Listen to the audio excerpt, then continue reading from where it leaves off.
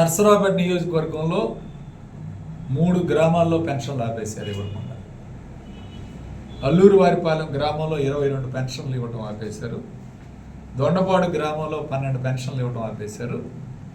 మాచవరం గ్రామంలో 5 పెన్షన్లు ఇవ్వటం ఆపేశారు. మొత్తం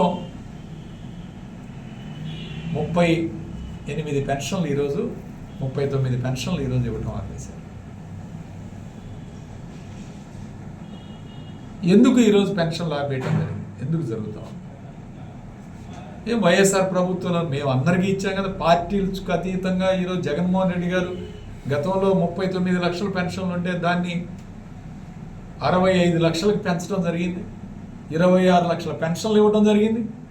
పార్టీలకు అతీతంగా ఇచ్చాం. కులాలు లేవు, మతాలు లేవు, పార్టీలు లేవు అని ఆయన చెప్పడం, ఇక్కడ ఇవ్వటం. ఎవరికైనా పొరపాటున పెన్షన్ ఆపితే స్పందనలో మళ్ళీ వాళ్ళు పోయి పెన్షన్ ఆపేశారని కలెక్టర్ గారికి ఇస్తే మళ్ళీ కలెక్టర్ గారు ఎండిఓలకు చెప్పి పెన్షన్ ఇప్పించే కార్యక్రమం చేసాం. ఈరోజు ఎందుకు వైఎస్ఆర్ కాంగ్రెస్ పార్టీ వాళ్ళు పెన్షన్లు ఆపే కార్యక్రమం చేస్తున్నారు? మళ్ళీ ఈరోజు కొత్తగా ఏదో వెరిఫికేషన్ చెప్పి వచ్చే నెల నుంచి చాలా పెన్షన్లు ఆపాలి గ్రామాలకు అని చెప్పి వీళ్ళందరూ ఎండిఓలకి లేఖలు రాశారు. ఒక్కొక్క గ్రామానికి 300, 200, 150 పెన్షన్లు. ఖచ్చితంగా చెప్తున్నాం, పెన్షన్లు ఆపితే వీళ్ళందరినీ కూడా రోడ్డు ఎక్కించే కార్యక్రమం చేస్తాం. అందరం రోడ్డు మీద కూర్చుంటాం. కలెక్టర్లు మారే కార్యక్రమం, అధికారులు మారే కార్యక్రమంగా సెటిల్ అవ్వలేదు. కలెక్టర్ గారిని పోయి కలిసి మనం మాట్లాడాలి. కలెక్టర్ గారు కొత్తగా కలెక్టర్ గారు ఇంకా జాయిన్ అవ్వలేదు అప్పటికని చెప్పి ఆగాం. ఖచ్చితంగా పెన్షన్లు అందరికీ ఇవ్వాలి.